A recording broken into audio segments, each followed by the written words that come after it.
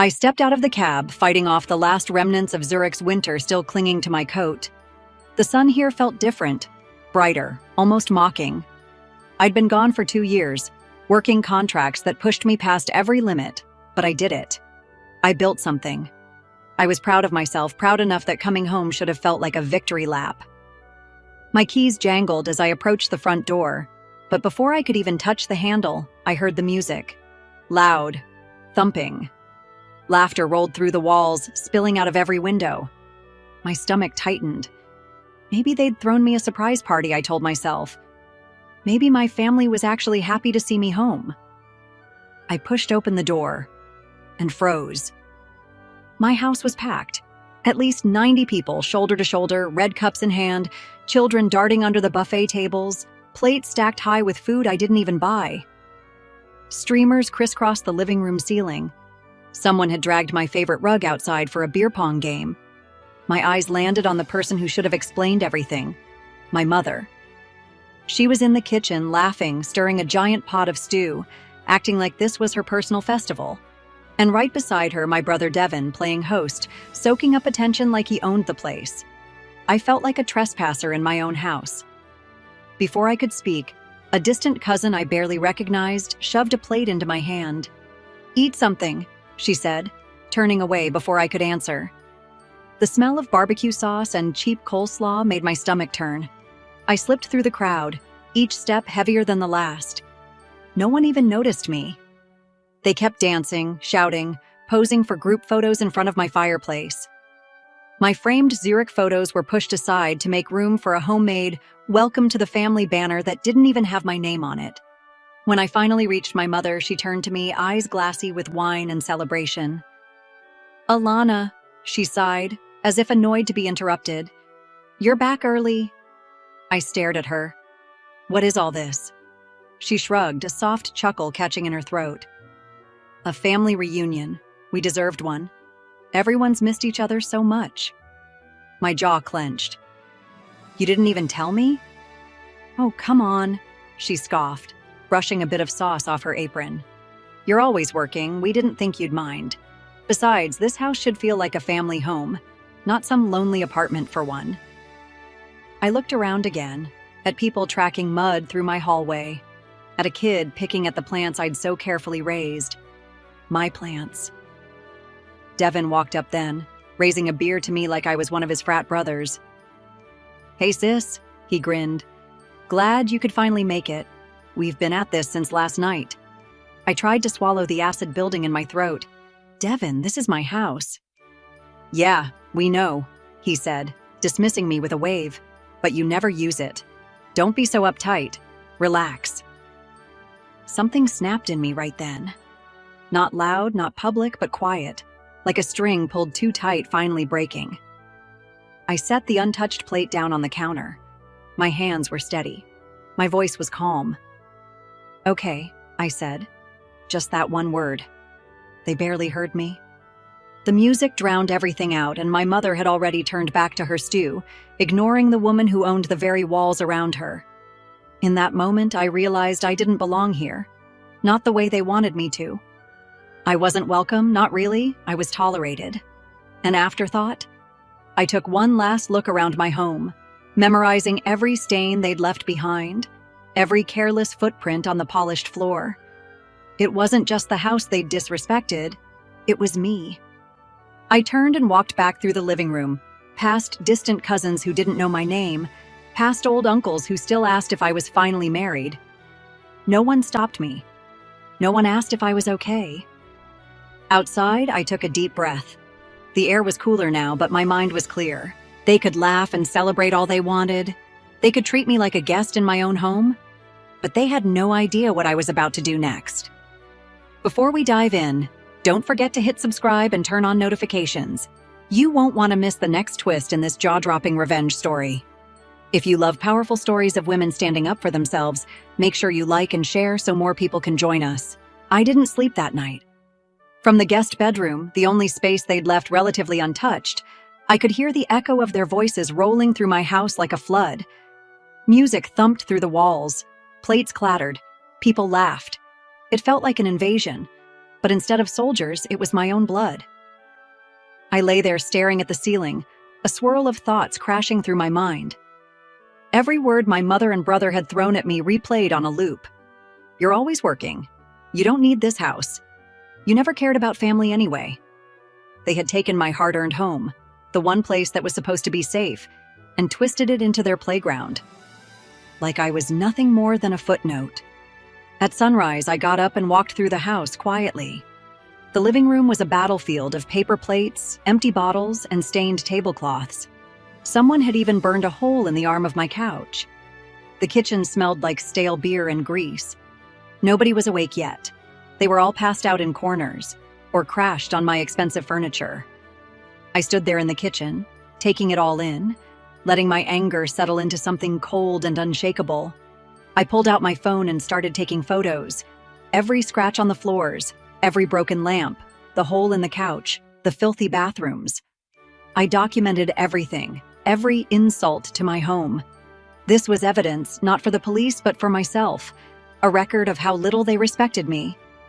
By the time I finished, the sun was properly up, washing the house in a harsh, unforgiving light. It made the damage stand out even more. My heart beat calmly now. I didn't feel rage anymore, only resolve.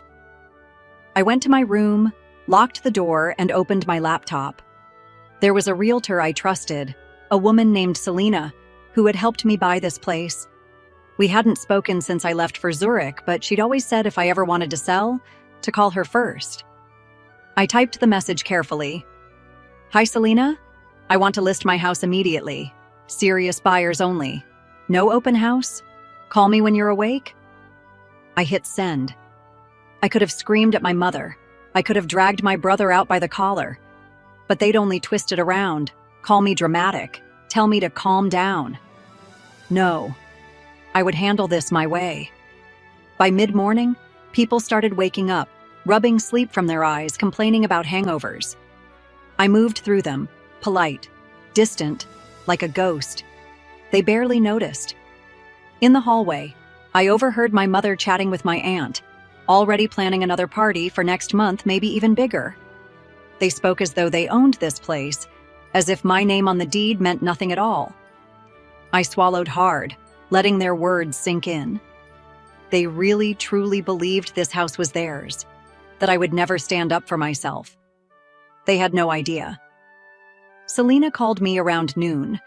Her voice was bright, professional, but with a note of curiosity. Alana, I didn't expect to hear from you so soon. You're back? Yeah, I answered. I'm back, and I want this place sold, as fast as possible. Quietly. She hesitated. Are you sure? The market's good, but I'm sure. I interrupted. I don't care if I lose a bit on the price, just get me a clean sale. Selena promised she'd get right to work. I hung up and looked around the house one last time. The family was laughing again, this time about an uncle who had passed out on the lawn. They had no clue what was coming, and I wasn't going to warn them. I moved through them like I didn't exist, packing up my personal things. My passport, my jewelry, a few framed photos from Zurich. Things that mattered. Everything else they could fight over later if they wanted. No more explanations, no more defending myself. This was my house, and I was taking it back the only way they would ever understand, by letting it go. I spent the next 48 hours in a blur of phone calls and emails, moving through the motions as if my life had become a series of automated decisions. My heart was calm, my mind clear. The house was sold. Everything would be different soon. The family carried on, oblivious to the storm brewing around them. They went about their business as though nothing had changed. It was almost as if my decision didn't matter to them. Or maybe they simply couldn't comprehend what I was doing. I heard whispers as I passed through the living room, but no one dared approach me. The atmosphere had shifted, and I could feel the tension building, like the quiet before an explosion. I could have left them to wallow in their ignorance, but something about seeing them treating my home like it was their own stirred something deep inside. They still hadn't gotten the message. I wasn't like them. I had always been different, and now I was showing them just how far that difference went. The phone buzzed again. Selena had called with an offer. A good one. The buyer had seen the house once, made a quick assessment, and was willing to pay a price that was even higher than the asking price. I read the message carefully, allowing myself a small smile. $3 million. I never thought I'd get that much for the place, but this buyer was willing to move fast, with cash. It was a done deal. I didn't even think about the fact that it would mean watching my family scramble. I didn't care. I'd made my choice. This house wasn't just a home. It was a symbol of everything I had put up with, a reminder of years of being dismissed and ignored. The paperwork was signed. The deal was set. I was done. When I walked back into the living room to find everyone gathered around the TV, laughing at something on Netflix, I felt out of place, like a ghost moving among the living but completely unseen. They didn't even acknowledge my presence. My brother was sprawled across the couch, surrounded by empty cans and snack wrappers, barely glancing up when I entered. I could feel the weight of their ignorance, but it was no longer my burden. "Hey, Alana," Devin finally said, his voice dripping with that false warmth he'd always reserved for when he needed something. "You know, this party's been great. Maybe you should stay another night. You could use the time to relax before heading back to your, what was it? Corporate job?" The tone was mocking, but I wasn't going to engage. I was above this. The little jabs and digs had never truly bothered me before, but now they didn't even register. "I'm leaving," I said simply, turning to gather a few more of my things. My mother appeared at the doorway just as I was about to pick up a suitcase. She looked me over, her face softening. "Sweetie, I don't understand what's going on. Why don't you just stay for a bit longer?" I turned to face her, her face so full of confusion that I almost felt sorry for her. Almost. "I don't need to stay here," I said. "You've made that pretty clear." She looked hurt, but there was a flicker of annoyance in her eyes. "You're just going to leave?" she asked, her voice tight with frustration. "After everything we've done for you? After all this time?" I didn't flinch. "You did nothing for me." My brother shot up from the couch, suddenly aware of the tension. "Mom, what's the deal with her? What's she talking about?" But I didn't wait for them to understand. There was no point. I didn't argue, I didn't try to explain, I didn't need to. I simply walked out, through the front door, leaving them behind. They hadn't even noticed the boxes, hadn't realized I was already halfway gone. They would find out soon enough. When I got into my car, the weight of the decision settled on my shoulders. This was it. I was done. There was no turning back now. I drove in silence, the city blurring by as I moved farther away from the house. My house that I'd once thought was my home. They wouldn't get it, they couldn't. But that didn't matter anymore. I was reclaiming my life, taking control of my future. It was time for them to face the consequences of their choices. And they would. The sale would go through. The house would be gone. And in the end, they would realize I wasn't the person they thought I was. The day of the move-out arrived sooner than anyone expected. It was surreal, watching the new owners roll up in their truck with a big, bright "Sold" sign already planted on the lawn. I stood on the porch, arms crossed, calm and steady, while my family scrambled around me like panicked ants. They hadn't believed me. Even when the agent had called to schedule the final inspection, they thought I was bluffing. But there was no bluff. It was all real. The buyers were a retired couple who loved the house's style, thrilled to get it with no strings attached. They shook my hand politely, then turned to survey the damage the family reunion had left behind. I didn't feel embarrassed. Not anymore. That mess wasn't mine to claim. My mother was the first to protest, running down the driveway with a dish towel still in her hand. "Alana, you can't just sell the house. This is our family home." I looked at her with cool finality. "It was never our family home, Mom. It was mine." Her eyes darted to Devin, searching for support, but he was too busy stuffing boxes with his clothes and half-empty beer bottles. He looked furious, more humiliated than anything. "Alana, you can't do this," he barked. "Where are we supposed to go?" I shrugged, keeping my voice as even as I could. That's not my responsibility. He let out a frustrated snarl, but there was no fight left in him. In the backyard, distant cousins were collecting folding chairs, muttering to each other in disbelief. Some of them shot me dirty looks, as if I'd committed a crime. But I didn't feel guilty. I felt justified. I walked through the house one last time with Selena, the realtor, pointing out the worst of the damage so the buyers could arrange repairs. There was a moment, standing in my old bedroom, when a tiny flicker of sadness almost cracked through. I had loved this house once. I had built a life here, but that life had been trampled under their feet. Selena caught my eye. "You okay?" she asked softly. I nodded. Better than I've ever been. We headed back to the living room, where my mother had sunk onto the couch, crying as if someone had died. I reminded myself this was the same woman who had ignored my arrival, who had bragged to the cousins about finally having a proper family gathering, never once thinking I might deserve a place in it. She looked up, eyes rimmed red. "Please, Alana," she whispered. "We have nowhere else." I swallowed the lump in my throat. "You made your choices," I said. "I'm making mine." The new owners began moving in that afternoon, their smiles polite but strained as they stepped around my mother's tears and Devin's curses. I signed the last document with a steady hand, shook their hands, and walked outside. On the curb, my family was still packing their bags, muttering under their breath about betrayal. The same people who had treated me like a stranger in my own house were now seeing what it felt like to lose something they had taken for granted. It wasn't revenge in the dramatic soap opera sense. It was a reckoning. I had drawn a line. I watched them one last time as they loaded the cars, the bickering already starting over who would stay where. That was no longer my problem to solve. This house was no longer my burden to carry.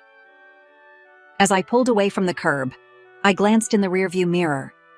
My mother was still standing in the yard, wiping her face with the edge of her sleeve, looking smaller than I'd ever seen her. Devin slammed a trunk shut, angry and embarrassed. I exhaled, letting the tension leave my shoulders. They would have to find a new place to gather, a new roof to stand under. It wouldn't be mine. It never would be again. And for the first time in years, I felt completely free. I didn't look back. Not once.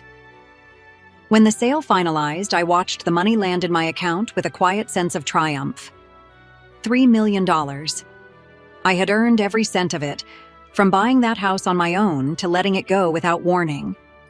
2 days later, I moved into a downtown apartment, the kind of place that felt open and airy, with tall glass windows and a view of the skyline that sparkled at night. It wasn't fancy in a showy way, but it was clean, modern, and mine. No one else's memories lived there. No one else's chaos. Unpacking was easy. I only brought what I truly valued: clothes, books, a handful of keepsakes from Zurich. Everything else was gone, sold, or left behind for the new owners to deal with. It felt like shedding a skin that no longer fit. For the first time in years, I could breathe. I didn't have to tiptoe around anyone's ego or be the good daughter who folded herself smaller so other people could feel important. This was my place, my rules. The silence wasn't lonely. It was peaceful. I threw myself into work again, but this time it wasn't an escape. It was a passion. Consulting projects flooded my inbox, opportunities I'd only dreamed about. People respected me there. They valued my ideas. They paid me well for my expertise, and I gave them my best in return. No more walking on eggshells. No more apologies. Still, sometimes at night I'd lie on my new couch with a glass of wine and wonder what was happening to the family I'd left behind. A part of me, no matter how hard I tried to bury it, felt a tug of guilt. They were still my blood after all. I tried to remind myself what they'd done, how they took my home for their parties, laughed at me, treated me like an outsider in my own life. They had chosen to disregard me. So I chose myself. Word trickled back to me through cousins and old family friends. My mother and brother were struggling. The entire family was scattered, their temporary housing falling apart, fighting over who would take them in, who would pay for what. They'd relied on my house for every gathering, every celebration, every sense of security. Without it, they were left with nothing to hold them together. It was exactly what they deserved. I didn't rejoice in their misery. I just didn't carry it anymore. Their chaos was not my responsibility. I let myself feel sad about it, but only briefly. Then I focused on the future. Some days I'd wake up to the sunrise streaking through those floor-to-ceiling windows, and I'd feel almost weightless. I could choose who to invite in, who to keep out. I could decorate without worrying someone would spill sauce all over my rugs or track mud through the hallways. Freedom tasted good. My best friend Maya came to visit one Saturday. She walked through my new place, eyes wide, a grin spreading across her face. "You did it," she said, hugging me tight. "Yeah," I said, letting myself finally smile without that edge of defensiveness. "I did." She poured us wine, settling in on my new couch. "How's your family taking it?" I sighed. "Badly, but that's not my problem anymore." Maya looked at me, gentle but firm. "They'll try to make it your problem. You know that, right?" I nodded. "I know." She raised her glass. "Then here's to boundaries." I laughed, clinking my glass against hers. To boundaries. In that moment, I felt lighter than I had in years. No one could tell me who I was supposed to be. No one could treat me like a placeholder in my own life. I had taken my power back, and there was no going back. Maybe in time they'd understand. Maybe they wouldn't. It didn't matter. I was home. Finally, truly home. It started with the phone calls. At first, I ignored them. Unknown numbers or sometimes my mother's name flashing across the screen. I had nothing left to say, and frankly, I had no energy to listen to excuses or accusations. I let every call ring out. Then came the text messages. Long, meandering paragraphs from cousins I hadn't spoken to in years, carefully worded to make me feel like the villain. "How could you do this? Your mother is heartbroken. Devin says you've ruined everything. Ruined everything." No, I'd saved myself. But the guilt campaign was relentless. They pulled in family friends, distant relatives, even old neighbors, sending message after message about how I had betrayed my roots, how family should always come first, how I was too proud to understand what really mattered. It made my stomach clench some nights, reading through the accusations. I would lie awake on my clean, quiet couch, hearing their words echo. Selfish, cold, ungrateful. If I'd been younger or weaker, I might have believed them. I might have given in, apologized, even offered them money to smooth things over. But I wasn't that girl anymore. They had chosen to disrespect me. They had chosen to treat my home like a free-for-all. I had drawn a line, and they had crossed it. My reaction had been measured, fair, and final. Still, their campaign pressed on. One day, I came out of a client meeting to find my phone full of voicemails. Some were from my mother, crying, begging me to please fix this, her voice breaking in a way that would have shattered me once upon a time. Others were from Devin, alternating between anger and pathetic, clumsy bargaining. He wanted me to buy them another house. "You're rich now, aren't you? You can afford it," he'd said, like I owed him something for simply existing as my brother. It was incredible, their sense of entitlement. They had stomped all over my trust, yet expected me to come to their rescue the moment their comfort was threatened. When I refused to answer them, they showed up in person. One evening, I was coming back from the gym, sweaty and drained, only to find Devin standing outside the lobby of my apartment building, arms folded like a security guard. He tried to follow me in, but I shut him down fast. "You can't be here," I said firmly. "Alana, you need to talk to Mom," he snapped. "She's sick over this. She's not eating. You know how fragile she is." "She was healthy enough to plan a giant reunion in my house without my permission," I reminded him, voice low. He looked stung but covered it with a sneer. "You're heartless." "I'm finished," I corrected him. "Finished letting you all use me." His jaw worked, the way it always did when he wanted to argue but couldn't find a decent point. We're family, Alana. I met his eyes, calm and steady. Family doesn't treat you like a stranger in your own home. He had no comeback.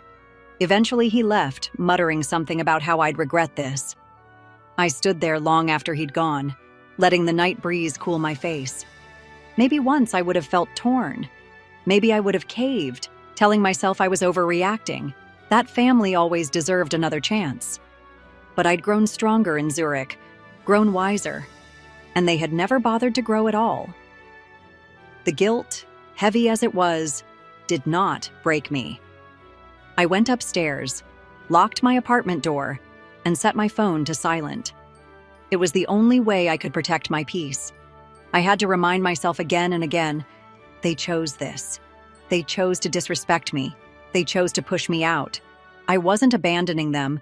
They had abandoned me long before I sold the house. In my new life, there was no space for that kind of poison. Let them rage. Let them gossip. Let them twist the story into whatever made them feel better. I was done carrying their shame. Days turned into weeks, and the barrage of guilt finally started to fade. Maybe they'd grown tired of trying to get through to me. Maybe they'd realized there was nothing left to take. Whatever the reason, the silence that followed was as heavy as it was peaceful. But even that quiet didn't last. Through whispers, a cousin's message here, a neighbor's comment there, I learned that the family was unraveling. Losing the house had torn a hole in the fragile fabric they'd always relied on. It had been the gathering place, the shelter, the symbol of their unity, the one thing they believed made them a family. Without it, they turned on each other like starving wolves. My mother blamed Devin for being too reckless, for letting the reunion get out of hand, for pushing me too far. Devin blamed her for enabling everyone to disrespect me in the first place. Other relatives took sides, drawing lines and throwing insults that had festered for years but never been spoken aloud until now. What they had once called family was splintering. I should have felt vindicated, I suppose. And part of me did. But there was a sadness that hung over me too, like a thin gray cloud. I had tried for so long to be one of them, to belong, to fit into their world. I had given them every chance. They had taken and taken until I finally stopped giving. Now they were paying the price. Sometimes I'd hear stories of their arguments passed along by distant relatives who still hadn't picked a side. I heard about my mother storming out of my brother's apartment after he tried to move in with her. I heard about cousins refusing to host them, worried about the drama following them like a dark stain. They were scattered, homeless in spirit if not in fact, clinging to couches and spare bedrooms where no one wanted them for long. I sat in my new living room one night, lights low, sipping a glass of wine, and let the ache wash over me. There was a strange sense of grief for the family I had always wanted but never truly had. I realized that the house had been a stand-in for connection, a big empty building stuffed with people who didn't really see me. In destroying their illusion, I had exposed the rot underneath. And once it was in the open, there was no going back. I was free, but freedom had a cost. That cost was knowing I'd never be one of them again, not in any way that mattered. I got up and went to the window, looking out over the city lights. My reflection stared back at me, a little older, a little harder, but also stronger. There was no regret in my eyes, just a quiet acceptance. They would have to face each other now. Without me to play the scapegoat, they'd have to reckon with who they really were and how they treated the people who loved them. Maybe one day they'd change.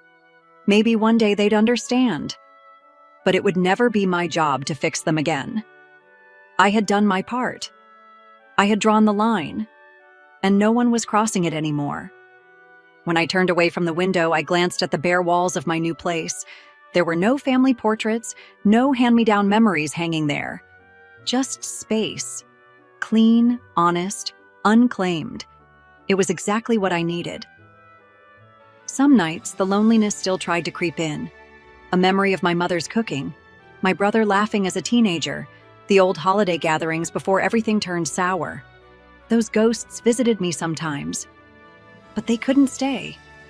Because I'd built something new, and no matter what stories they told about me now, no matter how they twisted the narrative, I knew the truth. I had chosen myself. That choice was mine to make, and I wouldn't apologize for it. It had been 2 weeks since I last heard from anyone in my family. 2 quiet weeks where my mind could settle and my spirit could breathe. I fell into a new routine. Coffee on my balcony at sunrise, working on projects that challenged me, going to the gym without explaining where I was going, sleeping without worrying about someone knocking on my door. Then one evening, there was a knock. At first I ignored it, thinking it might be a neighbor, or maybe a delivery. But it came again, a softer, more desperate rhythm that made me pause. I stepped to the peephole and my breath caught. My mother. She stood there, small and hunched, shoulders trembling. Her eyes were puffy, her hair undone in a way I'd rarely seen.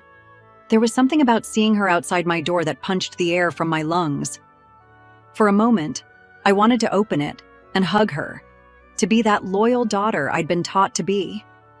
But I stood frozen. She knocked one more time, then lowered her head as if the weight of it was too much to bear. "Alana?" she called through the wood, her voice breaking. "Please, please, honey, let me in." I opened the door, but only part way. She flinched as if she'd expected to see a stranger, not me. "Hi, Mom," I said quietly.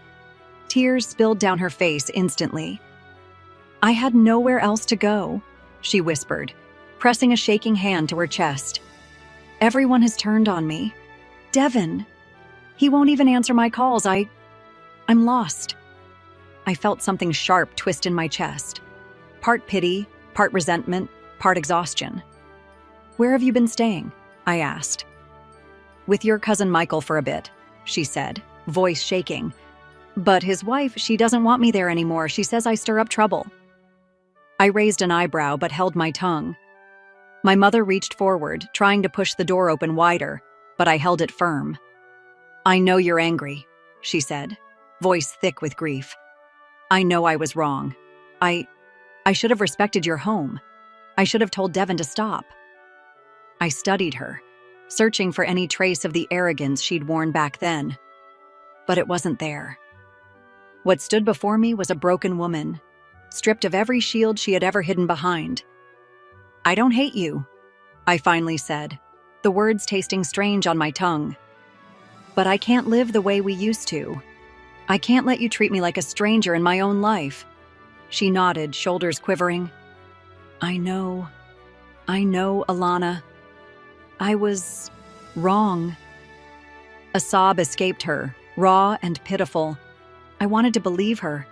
I wanted to trust that those tears were for me, not just for the comfort she'd lost, but the wounds were still too fresh. "Mom," I sighed. "I can't let you stay here. I'm sorry." She looked like I'd slapped her. "Where will I go?" "I don't know," I said, swallowing the ache in my throat. "But I can help you find a place. I can help you get settled. Somewhere that's yours, but not here. I need to protect my peace." She wiped her eyes, defeated, but there was a flicker of understanding in her expression, like she'd finally seen me for who I really was. Not a doormat, not a background character. A daughter who had found her own voice. She nodded slowly. "Will you help me?" "Yes," I said, and meant it. "I'll help you. Just not at the cost of my own life." I stepped outside with her, closing the door behind me, and took out my phone to look up local rentals. We stood there together, awkward, fragile, but somehow honest in a way we'd never been before. This was not the reunion she had hoped for, but maybe, just maybe, it was the start of something real, something healthier. I would never go back to who I was before. And I wouldn't let her drag me there either. But I could help her as long as she respected the boundary between us. As I searched for listings, my mother leaned against the wall, exhausted.